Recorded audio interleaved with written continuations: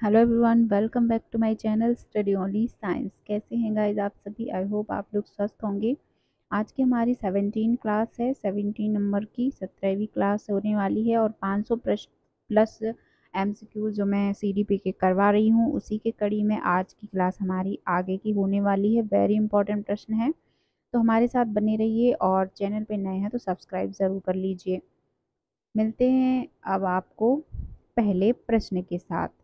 तो यहाँ पे पहला प्रश्न है, विकास एक क्रमिक एवं मंद गति से चलने वाली प्रक्रिया है। इसका संबंध निम्न में से किस विचारक से है? तो ऑप्शन है लास्की, मास्लो, स्किनर या अरस्तु। तो इनका संबंध, इन पंक्तियों का संबंध है जो वो है स्किनर से। ठीक है, तो अगला प्रश्न है यहाँ पे, बच्चे के विकास के सिद्धांतों को समझने में शिक्षक की सहायता करता है। तो कौन सहायता करता है? ऑप्शन है शिक्षार्थी की आर्थिक पृष्ठभूमि को पहचानने में, शिक्षार्थियों को क्यों पढ़ाना चाहिए औचित्य स्थापित करने में, और शिक्षार्थियों की भिन्न अधिगम शैलियों को प्रभावी रूप से संबोधित करने में, या फिर शिक्षार्थी के सामाजिक स्तर को पहचानने में। तो बच्चे के विकास के सिद्धांतों को समझने में जो शिक्षक की सहायता करता है वो करता है शिक्षार्थियों की विभिन्न भिन्न अधिगम शैलियों को प्रभावी रूप से संबोधित करने में। तो ऑप्शन सी करेक्ट हो जाएगा। अगला प्रश्न है, विकास कभी न समाप्त होने वाली प्रक्रिया है, यह विचार किससे संबंधित है? ऑप्शन में है अंतः संबंध का सिद्धांत, निरंतरता का सिद्धांत, एकीकरण का सिद्धांत या फिर अंतः क्रिया का सिद्धांत। तो इन पंक्तियों का जो विचार है वो संबंधित है ऑप्शन नंबर बी से, निरंतरता का सिद्धांत से, क्योंकि विकास निरंतर चलता है। अगला प्रश्न है, मानव विकास कुछ विशेष सिद्धांतों पर आधारित है, निम्न में से कौन सा मानव विकास का सिद्धांत नहीं है? तो ऑप्शन में है अनुक्रमिकता, सामान्य से विशिष्ट, प्रतिवर्ती या निरंतरता। तो जो मानव विकास का सिद्धांत नहीं है वो है प्रतिवर्ती, ऑप्शन सी। अगला प्रश्न है, बाल विकास का निम्नलिखित में से कौन सा सिद्धांत यह बताता है कि लगभग बालकों के गत्यात्मक और भाषाई विकास में एक निश्चित प्रतिमान और क्रम दिखाई पड़ता है? इसमें क्या है इसका सही आंसर? तो निरंतरता का सिद्धांत है, या फिर विकास क्रम की एकरूपता का सिद्धांत, एकीकरण का सिद्धांत या विकास की दिशा का सिद्धांत। तो यहाँ पे जो सिद्धांत है कि यह बताता है कि लगभग बालकों के गत्यात्मक भाषाई विकास में निश्चित प्रतिमान और क्रम दिखाई देता है। तो ये है कौन सा? विकास क्रम की एकरूपता का सिद्धांत। नेक्स्ट, छठवां प्रश्न है, बाल विकास का कौन सा सिद्धांत यह बताता है कि शारीरिक विकास की दृष्टि से पिछड़े बालक संवेगात्मक, सामाजिक एवं बौद्धिक विकास में भी उतने ही पीछे रह जाते हैं? कौन सा सिद्धांत बताता है? परस्पर संबंध का सिद्धांत, या विकास क्रम की एकरूपता का सिद्धांत, या एकीकरण का सिद्धांत, या फिर विकास की दिशा का सिद्धांत? तो यहाँ पे ये वाली बात को बताता है परस्पर संबंध का सिद्धांत। अगला प्रश्न है कि बाल विकास का कौन सा सिद्धांत यह बताता है कि जिन बच्चों में औसत से अधिक वृद्धि होती है ये शारीरिक, सामाजिक एवं संवेगात्मक विकास में भी काफी आगे बढ़े हुए पाए जाते हैं? तो ऑप्शन में है परस्पर संबंध का सिद्धांत, वही विकास क्रम की एकरूपता का सिद्धांत, एकीकरण का सिद्धांत या विकास की दिशा का सिद्धांत।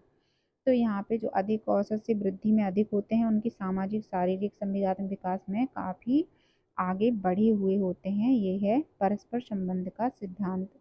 ठीक है, अगला प्रश्न है इसी तरह से, बाल विकास का सिद्धांत निम्नलिखित में से कौन सा सिद्धांत है? बालक सबसे पहले अपने सिर और भुजाओं को गति पर नियंत्रण करना सीखता है और उसके बाद फिर अपने पैरों पर। तो ये विकास कौन सा सिद्धांत है? ऑप्शन में है विकास क्रम की एकरूपता का सिद्धांत, परस्पर संबंध का सिद्धांत, या फिर विकास की दिशा का सिद्धांत, या एकीकरण का सिद्धांत। तो इस प्रकार का सिद्धांत हमें कौन सा होगा? विकास की दिशा का सिद्धांत। अगला प्रश्न है, बाल विकास का कौन सा सिद्धांत यह बताता है कि एक बालक पहले पूरे हाथ को, फिर अंगुलियों को, फिर एक हाथ और अंगुलियों को एक साथ चलाना सीखता है? तो ये क्रम कौन सा हो जाएगा? ऑप्शन में वही सारे जो ऑप्शन है कि परस्पर संबंध का सिद्धांत हो गया, सामाजिक अधिगम का सिद्धांत, एकीकरण का सिद्धांत या निरंतरता का सिद्धांत।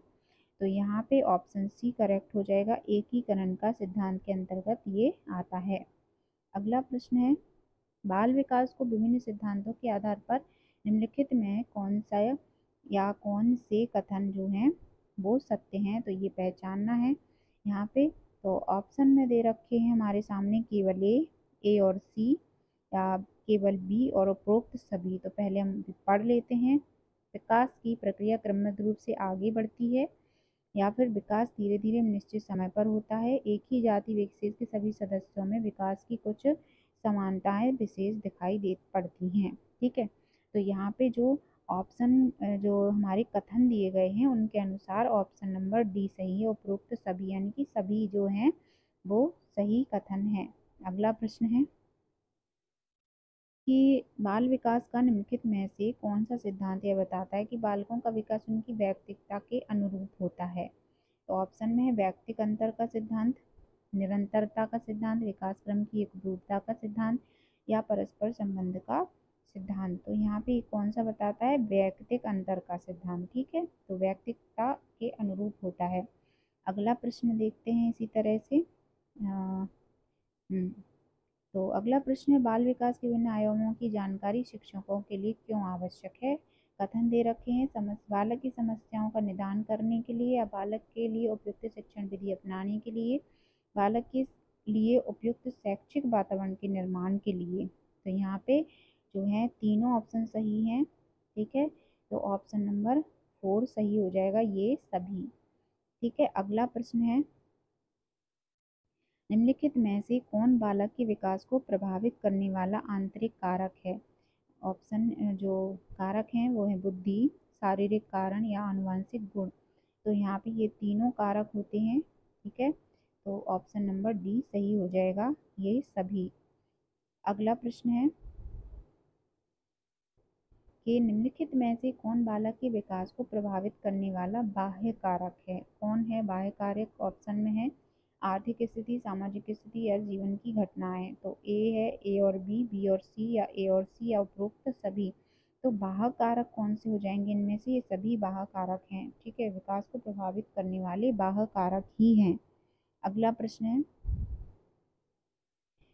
कि शिक्षक बाल मनोविज्ञान के ज्ञान के द्वारा बालकों की क्या होती है बुद्धि तथा रुचियों की जानकारी लेकर शिक्षा देता है, या प्रकृति को जानकर शिक्षा देता है, या आर्थिक स्थिति तथा पारिवारिक स्थिति की जानकारी लेकर शिक्षा देता है।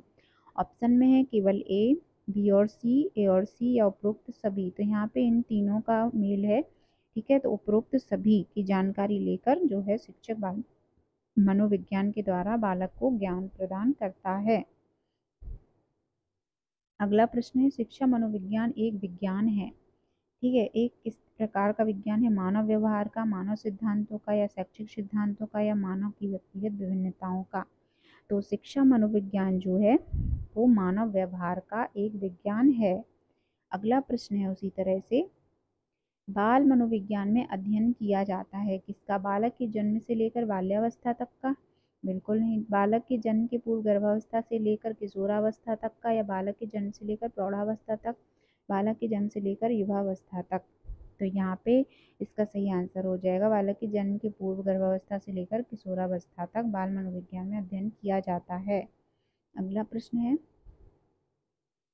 बाल मनोविज्ञान का अध्ययन निम्नलिखित में से किसके लिए सर्वाधिक आवश्यक है। ऑप्शन में है माध्यमिक शिक्षक के लिए, विश्वविद्यालय के शिक्षक के लिए, प्राथमिक शिक्षक के लिए, उपरोक्त सभी के लिए। तो यहाँ पे किसके लिए आवश्यक है, प्राथमिक शिक्षक के लिए बाल मनोविज्ञान। अगला प्रश्न देखते हैं बालक के व्यक्तित्व के सर्वांगीण विकास के लिए यह आवश्यक है कि उसके डैश की जानकारी शिक्षक को हो। किसकी, मित्रों, व्यवहार, ज्ञान, या कक्षा के साथियों। तो यहाँ पे किसके ज्ञान होना चाहिए, शिक्षक को उसके व्यवहार की जानकारी। ठीक है, अगला प्रश्न है निम्नलिखित में से किसी बाल मनोविज्ञान की उपयोगिता के अंतर्गत नहीं रखा जा सकता है। ऑप्शन है बालक के भविष्य के बारे में पूर्व कथन में सहायक, बाल निर्देशन में सहायक, या शिक्षक की आर्थिक प्रगति में सहायक, या बालकों के व्यक्तित्व विकास को समझने में उपयोगी।